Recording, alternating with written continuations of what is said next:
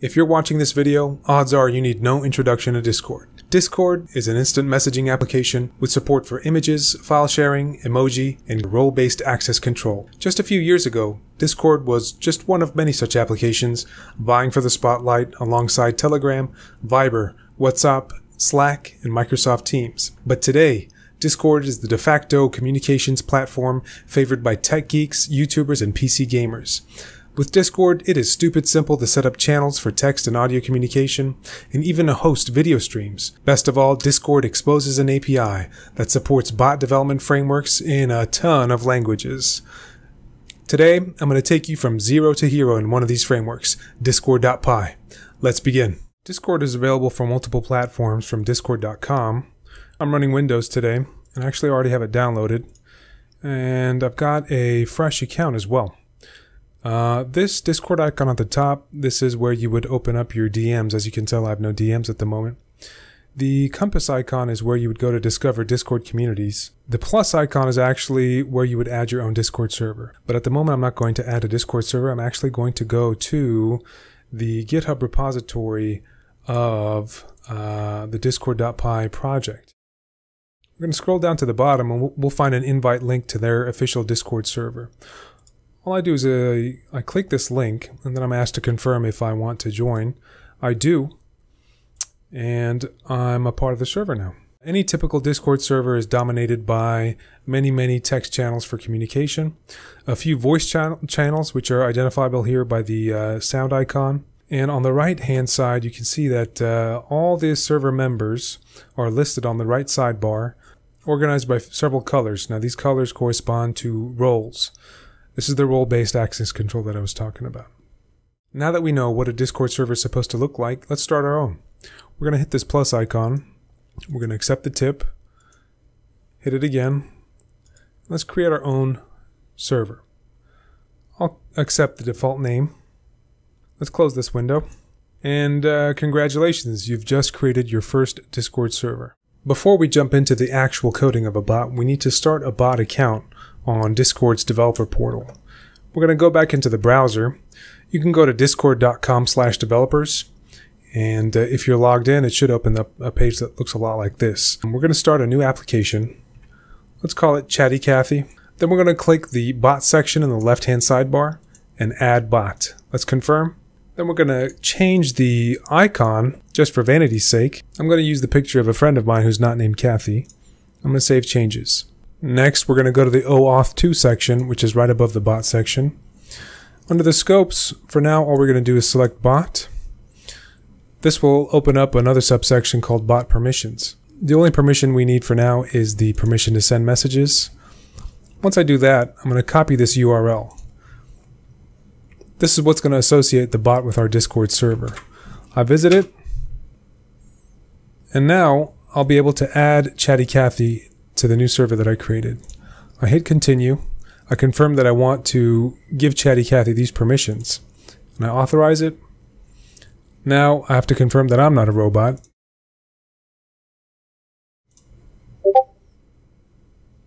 And Chatty Cathy has joined our server.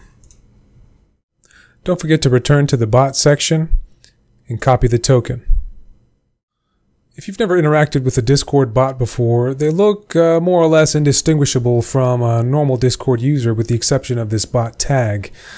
Their functionality is usually accessed by means of keyword commands that are actually entered into the chat window.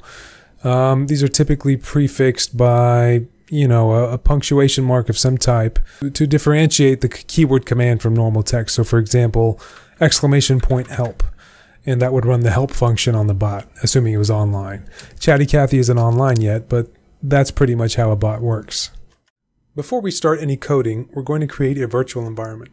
A virtual environment acts as a kind of secondary installation of Python that's used for dependency management. It's considered a best practice not to install packages like Discord.py into the main system installation of Python that's used for everything else. Now, how you go about doing this is up to you. I like to keep all my virtual environments in the main folder. I've opened up PowerShell here. I'm going to set location at the VN folder. If I run getChildItem, you can see that I've already installed a couple of virtual environments, and this is where I'm going to create a new one. We're going to run Python -m venv discord. Within a few moments, a virtual environment will have been created. Now that it's created, before I activate it, I'm going to inspect the Python command. I run get command, Python, and I pipe it to select source. This is the system installation of Python. I invoke the activation script. This script tells the system that I want to use the virtual environment and not the default system installation of Python. Now when I run that command, I see that if I run Python now, I'll be running it from within the virtual environment. This also goes for pip, Python's package manager. If I install any Python packages with pip, they'll be installed to the virtual environment. Let's do that now. Pip install discord.py. I'm going to ignore the warning about the version of pip, which doesn't affect what we're trying to do. I can confirm that the package was installed by running pip list. As we can see, discord.py was installed. I can leave the virtual environment by running the deactivate command. Now we're back in the system installation of Python, and if I run pip list again, I can see that discord.py isn't present. We see that discord.py was installed only to the virtual environment, leaving our system installation untouched. Let's close PowerShell. Now we're ready to start up our editor. For this video, I'll be using Visual Studio Code, which is available free of charge for multiple platforms, including Windows 10. I'm going to open the Extensions tab just to show you that I have the Python extension installed. If you're going to be doing any Python development in Visual Studio Code, I recommend installing this extension. I go up to the File Explorer and open a new folder. We're going to create a new folder named Discord to contain our project files. Now I'm going to create a new file, main.py. Let's maximize the editor. Let's attempt to import the discord.py package. As we can see, attempting to import the discord.py package produces an error. That's because Visual Studio Code is still using the default system installation of Python. We can choose a different interpreter by clicking down here and specifying the virtual environment that we just created. And this is what we're looking for. This is the same directory that contains the activation script that we used to activate the virtual environment in PowerShell. Once we do that, the error is resolved and we can hit the ground running. There are a few different ways of using the API exposed by the discord.py package. I'm going to stick to the easiest one, which is to instantiate a bot object. Let's erase all this. When we instantiate the bot object, we can pass in a command prefix.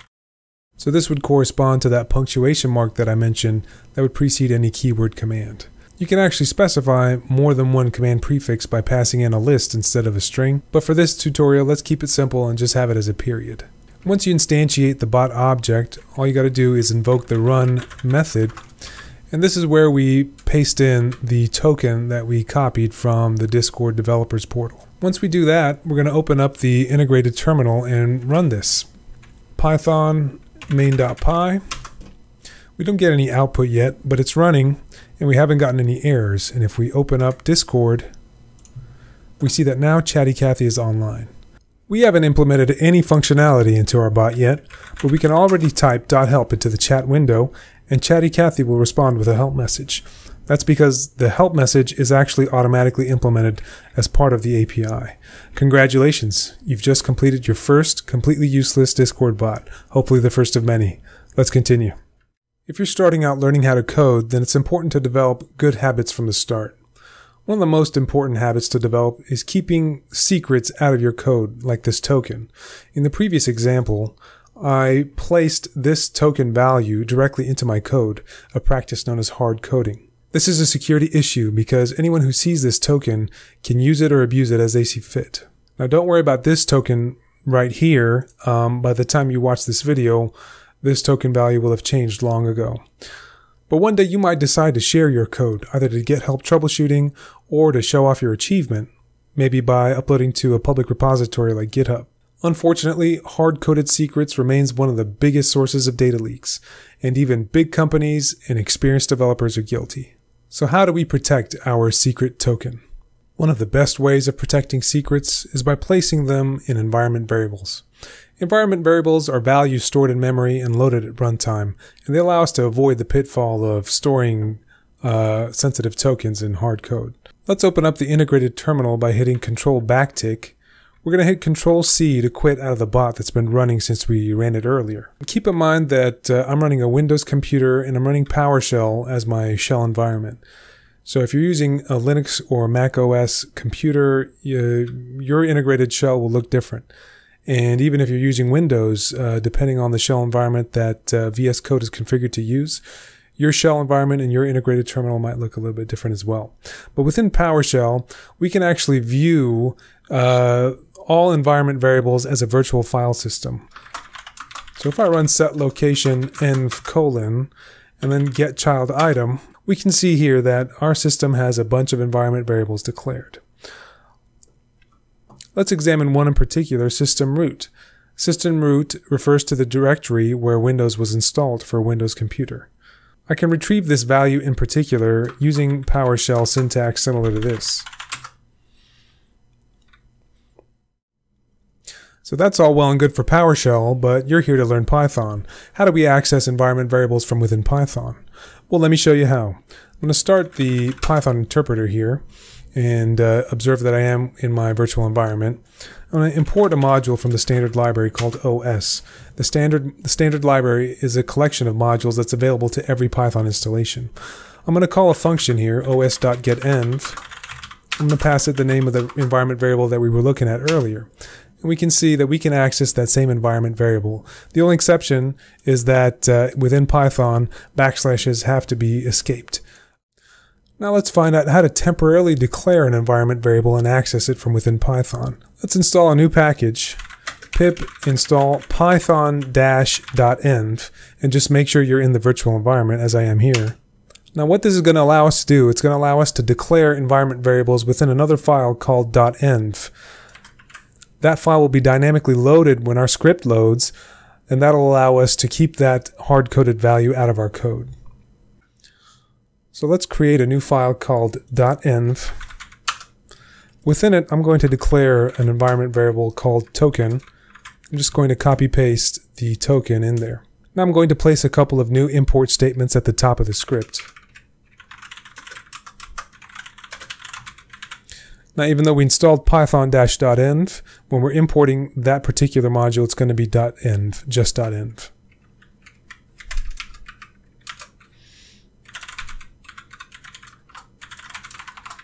This function call is going to load that .env file into the list of environment variables, into the shell environment. Here's where we load that particular environment variable. We're going to take the value from the environment variable and store it in a Python variable. Now we can erase the hard-coded token value and pass it the token variable. Now when we reopen the integrated terminal, now if we return to Discord, we see that Chatty Cathy is back online. If we ask her for help, she produces a help message. That means that our code is valid and our bot is running. This is how we can protect secrets at the measly cost of only a couple of lines of code. Now this has the added benefit that we'll be able to reuse that same token by simply loading that .env for any other script that we choose to place within this directory. Let's start implementing some new functionality into our bot. First, I'm going to change around this import statement up here. I'm going to place commands dot before the bot. Now I'm going to place what's called a decorator. And I'm going to declare an async function.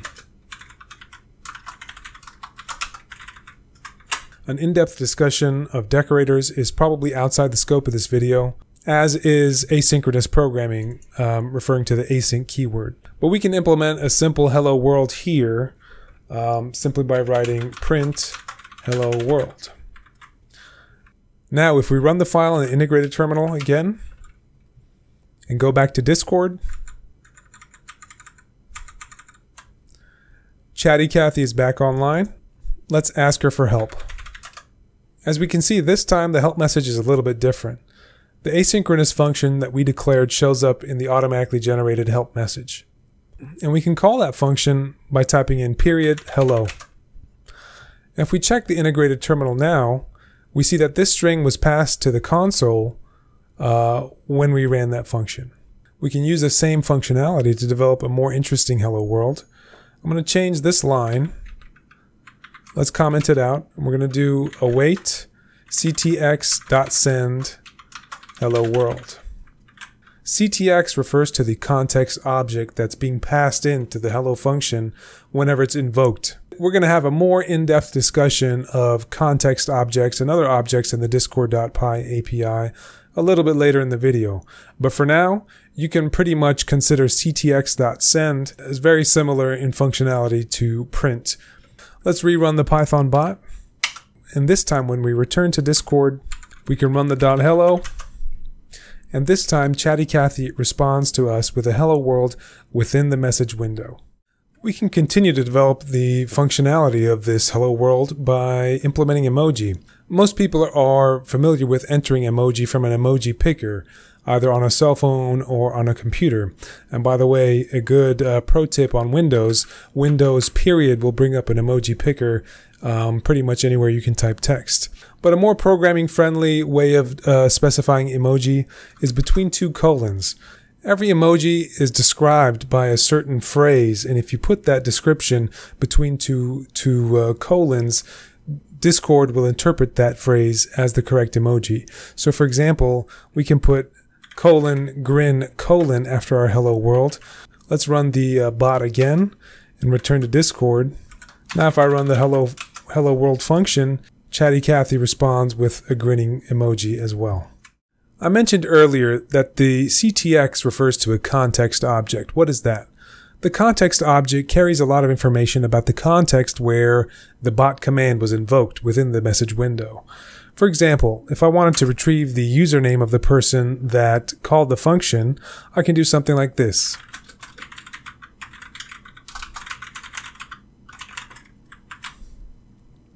So user will refer to the username of the user that called the function. Now I can use that information. I can replace world with the person's name. I'm going to go ahead and construct a formatted string here. I'm going to surround this in braces and then replace world with user. So what this formatted string will do, it will place the value of user within this string when it sends that message. Let's go ahead and run the bot again. Let's return to Discord. And let's run hello world. And here we can see that Chatty Cathy responds with our username. Now there's one final form of the hello world function, and then I promise I'll leave you alone. There's an additional, more enriched version of messages called an embed. Let me add an import statement at the top here and show you what I mean. We're going to import Discord. We're going to instantiate a new object called embed. An embed can have multiple properties. One of these is a title.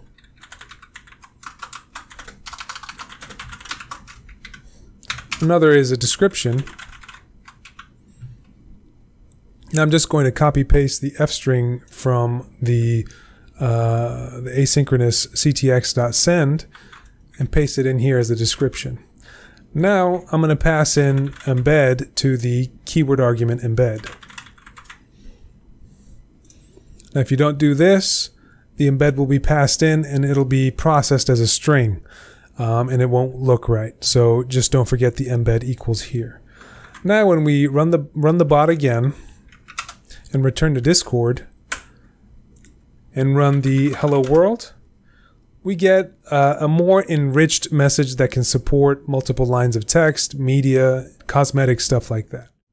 When you're developing something from scratch or learning something new, your code can get messy pretty quickly.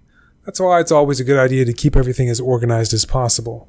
One of the ways of doing this is by modularizing your code. We can do this within Python by creating modules and using standard import statements.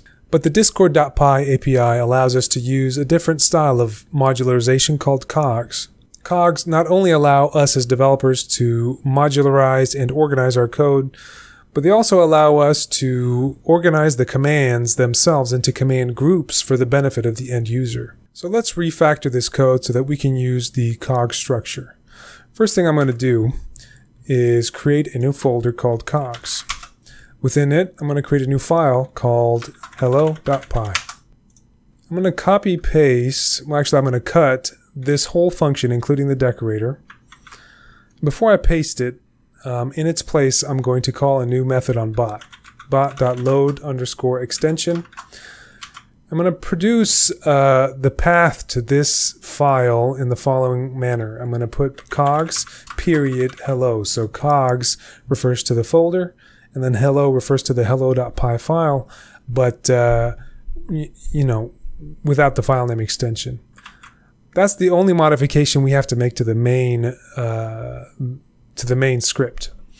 Now I'm going to paste the function that I took from the main script back in here. I'm going to add a couple of import statements so that we don't get any errors when we try to run this.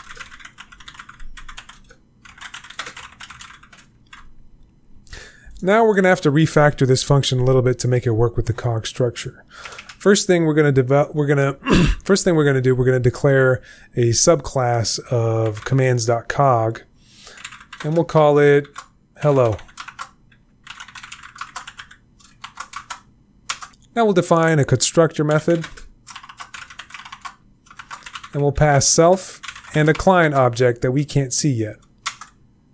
I'm going to say self.client is that passed in object. I'm going to indent this whole function so that it becomes a method of this new class. I'm going to change bot. Since we don't have a bot object here, I'm going to change this to commands.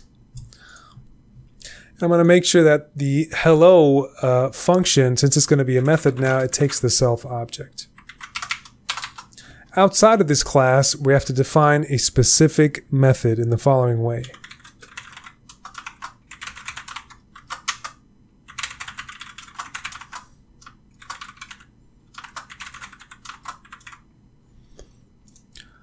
Once we do that, we should be good to go. Let's go ahead and run this bot. No errors yet. Let's go to Discord and say hello. And there we go. If the syntax of decorators is causing you confusion and you feel like you need to see them in a different context to really wrap your head around it, another video I recently did should be able to help you. I recently covered the Python Click package. Click is used for developing command line utilities using Python, and it uses decorators in a very similar way to how Discord.py uses them. Check out the link above. It can be hard to see how cogs would be useful with such a simple script. Let's go ahead and start a new cog, and we'll call it info.py. Before we do anything, let's make sure that we import it successfully into our main script. We're going to duplicate this line and just change the name at the end to info. That's going to be on us to develop a good cog. I'll try to do it from memory.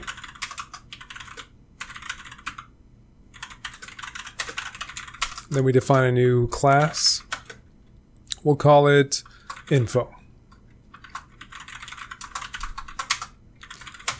Constructor. Pass in the client object. Now we can decorate a function. And we'll call this get channel.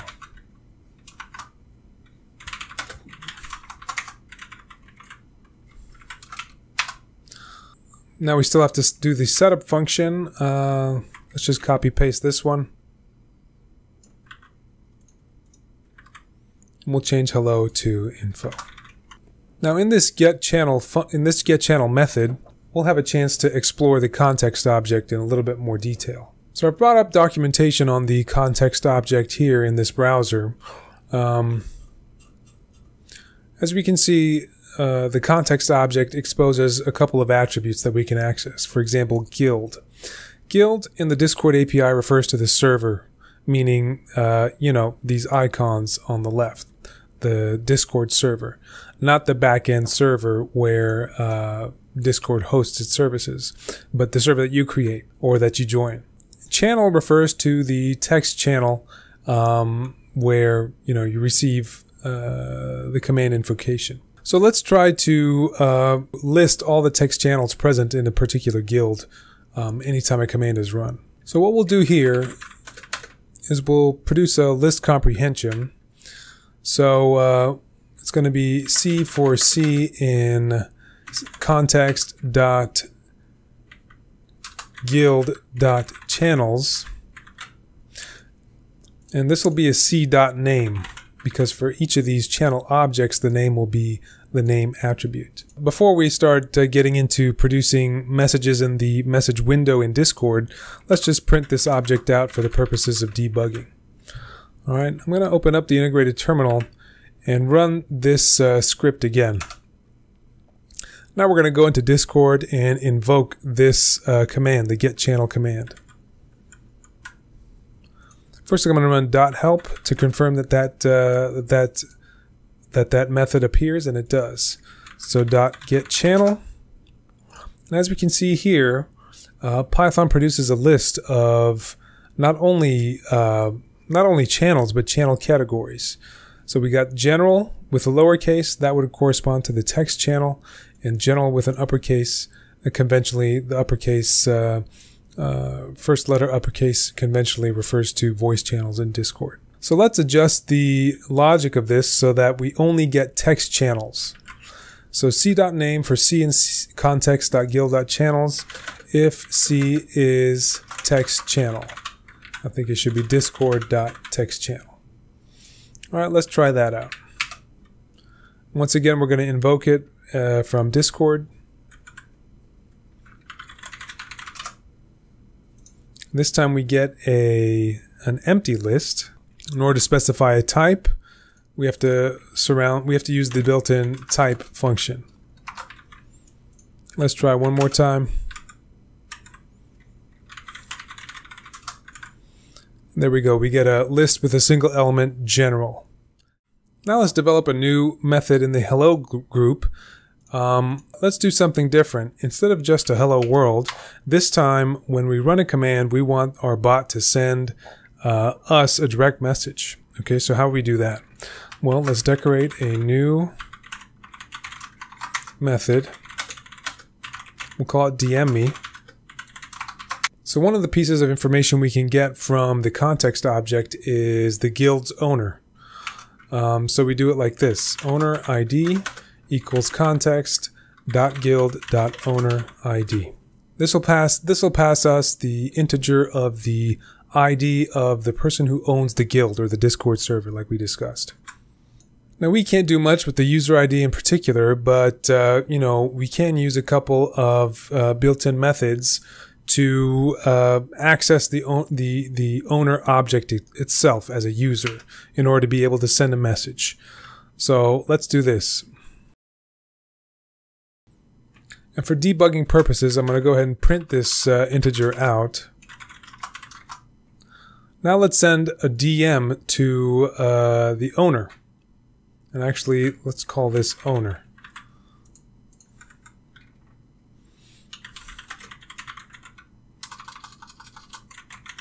So to send a DM, we actually call a method on the owner object.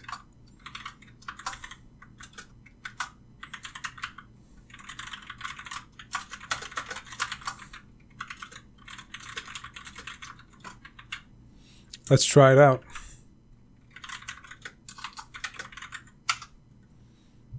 No errors so far.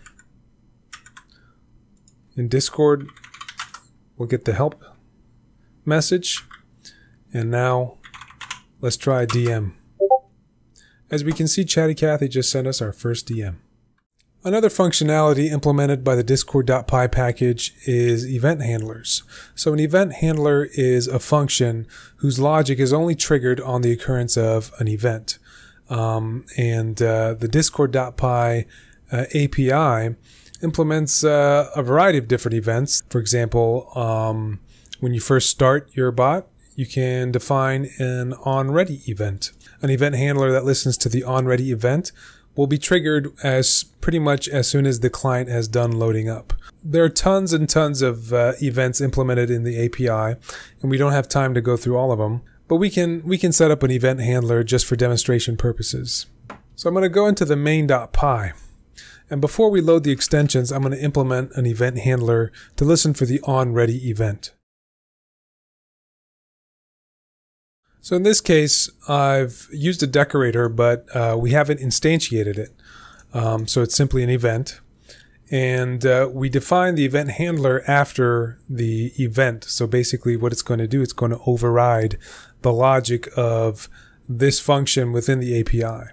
Now, if we run this, we got a message right here, Chatty Cathy is ready to go. So this hadn't happened before, and that's because we implemented this logic in the event handler.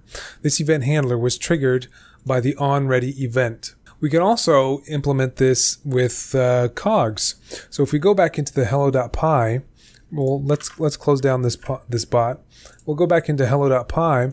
We're going to have to use a different decorator for event handlers that are implemented in cogs. This time it's going to be commands.cog.listener, and this time it will be instantiated.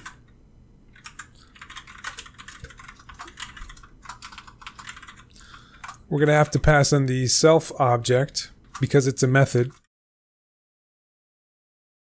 Just implemented a simple formatted string, so it's somewhat different. It has a little bit different phrasing than the one that we implemented in the main function. So let's load it up again. We should get both messages. So first, Chatty Cathy is ready to go. This is the event handler that we defined in the main.py file, and then Chatty Cathy is ready to go as a cog as well. So almost immediately after this event handler was triggered, the one in the cog was triggered as well, and we can see that the phrasing matches this one. So that's how you can implement event handlers in the discord.py module. So we've established a broad-based understanding of the features exposed in the discord.py API. This includes commands that are defined using the command decorator. It also includes event handlers that use the event decorator and that override the API's built-in events. We also went over context objects that are passed to commands upon invocation from the message window. Context objects in turn expose a send method that we can use to send messages back to the text channel where the command originated. Using the author attribute of a context object, we can send direct messages. We also went over embed objects for richer message content. We also went over how we can use cogs to organize and modularize commands. Most importantly, we learned about the bot object itself, which accepts the token we get from the Discord developer portal, and how to keep that token secure. Let's implement a practical project that will allow us to bring these lessons home. One of the most common features that Discord Guild maintainers want to implement is a bot that will automatically assign roles to members based on an emoji reaction, also called a reaction role. In Discord, these are often used to force members to indicate agreement to a code of conduct or to assign fun roles based on the individual's personal interests. First, we need to adjust the permissions of the bot by assigning it the Manage Roles permission. We can do that through the developer portal, but it's easier to do it in the Discord client itself. Let's right-click on our Discord server and go to Server Settings and Roles. Let's go to the Roles section, and then we click on Chatty Cathy. We scroll down until we find the Manage Roles permission. Let's save changes. We also need to actually create a role that Chatty Cathy will assign to a user. We can also do this in Server Settings. Let's go up here and create a new role. We'll call this role Turtles and give it a green color. Let's save changes. We also need to make sure that the bot's role, Chatty Cathy, is placed above the new role that we created. This is because Discord roles are arranged like a totem pole, such that roles can only be assigned by a higher role. Finally, we can write some code. Let's open up Visual Studio Code, and we're going to create a new event handler for the onRawReactionAdd event.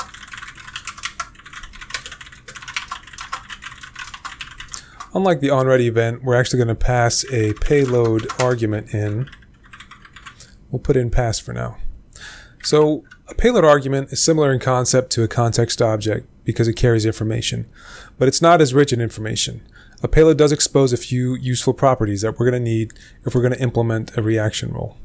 Where a context object exposes a guild object, a payload exposes only its guild ID. Where context has a channel object, a payload has only a channel ID. And where there's a message object and a context object, we have only a message ID. What this means is that we're going to have to implement additional query logic in order to retrieve these objects from the ID numbers alone. Let's implement a few formatted strings for the purpose of examining what type of data is being passed in with the payload object.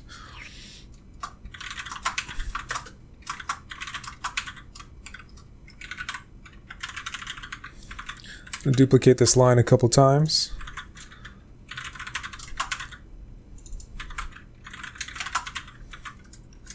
And then one last one for the emoji. We'll actually put in emoji.name. Run this in the integrated terminal. After a moment, the onReady event handlers are going to fire, and the bot is running. Let's open up Discord, and we'll react to a recent message with a thumbs up. We'll examine the output in the integrated terminal. Alright, so the bot works. Let's go back into Discord and actually copy this message link. And let's compare it to the output from the terminal. As we can see, these values are simply concatenated by Discord to provide the message link, meaning these message links simply provide routes for the guild, channel, and message IDs, which we just retrieved with the payload object. So let's go back into the Discord client, and we're going to start up a new text channel. We'll call it Start Here. This is where we're going to direct new server members to provide an emoji reaction so that they can be granted the turtle's role. We'll go ahead and react. Now, since we already have the bot running, the event handler fires. And the event handler will fire for any emoji reaction in any text channel on our Discord server. We're actually going to need this message ID. So I'm going to copy this and create a new conditional statement. If payload.messageID equals this, we're going to introduce some logic. I'm going to go ahead and comment out this stuff as well as the URL and save and stop the bot. In order to retrieve the object from the object ID, we're going to use the discord.utils.get function.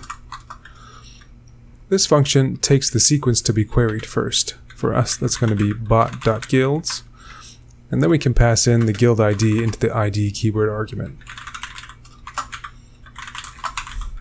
We'll store this in the guild variable. Now that we have the guild object, we can use this same get function to get the role that we want to assign. We can pass in the name as a string. We'll store this in the role variable. Now we can retrieve the member object for the member that actually provided the emoji reaction, also passing in an attribute from the payload object. Finally, a method exposed by the member object allows us to add the role. We're just going to add the await keyword. Let's fire up our bot in the integrated terminal. The onReady events are going to fire, and we're up and running. Let's switch over to Discord. We can see that my username in Discord is not green, meaning I don't have that role. I do have a crown because I am the guild owner, but I do not have the turtle's role yet. If I put a thumbs up on this message, immediately my name becomes green. I can right click, go to roles, and I can see that I've been granted the turtle's role. Before I ended the video, I did want to point out that the way the bot is currently set up, it will actually grant this turtle's role no matter what emoji you produce. So let's remove the role as well as my emoji and go back into Visual Studio Code. What we're going to have to do in order to make sure that it only grants the role if the end user produces a thumbs up sign, we're going to have to actually specify that emoji in the conditional logic up here. So let's put in an AND statement, payload.emoji.name equals Unicode string, and we would have to look up the Unicode string of the actual emoji that we want. Lucky for me, I already did that. So I'm just going to paste that in. There we go. Now let's run the bot again. And the event handlers come up. And so currently I do not have the role. Let's react to this with something that's not a thumbs up, like I'll put a watermelon. Alright, so I wasn't granted that role. Let's remove the watermelon and go back to thumbs up. And now I went green and I've been granted the turtle's role. That's it for today, guys. If you enjoyed this video, like and subscribe, and leave a comment telling me what type of video you want me to do next. See you next time.